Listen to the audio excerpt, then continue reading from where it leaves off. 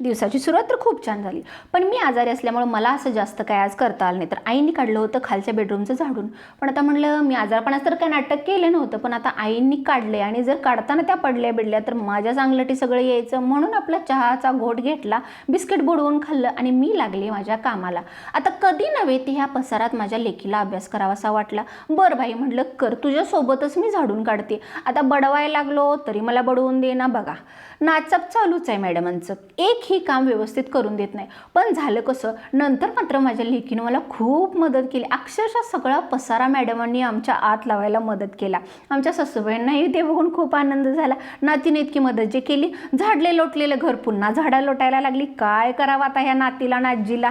आता मला सांगा, हे धुवायला चालतं का नाही हे मला तर काय माहीत नाही. धुतल्यावर खराब होतं काय. बाकी आता पुसायची वेळ आली तरी हे मॅडमांचं चाललंय. आता सगळं घर एकदाचं मी छान चकचकीत केलं आणि चहाचा घोट घ्यायला लागले.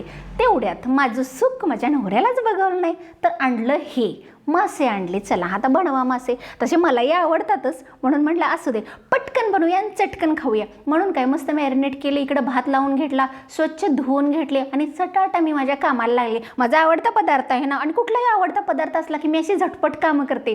चल, आणि राहिलेले थोडे मासे मी भाजून देखील घेतले. नुसतेच असं रश्श्यातलं नाही बाबा खाऊसं वाटतं, भाजलेले देखील छान वाटतात. भाजताना काही जास्त घालत नाही, चटणी, लिंबू, मीठ, बास, इतकंच बास असतं. आणि मस्त भाजून घ्यायचं. आईने भाकरी केली आणि बघा, माशाला भिणारी माझी लेक. आईने वेळी मच्छी मच्छी म्हणत असते, फिश फिश म्हणत असते, पण मासे दाखवल्यानंतर घाबरायला लागली. चला तर तयार आहेत माझी भाजलेली मासे. आता पटकन सगळ्यांना वाढून घेतलं आणि चटकन आम्ही जेवून घेतलं. असा होता आजचा दिवस. Bye bye.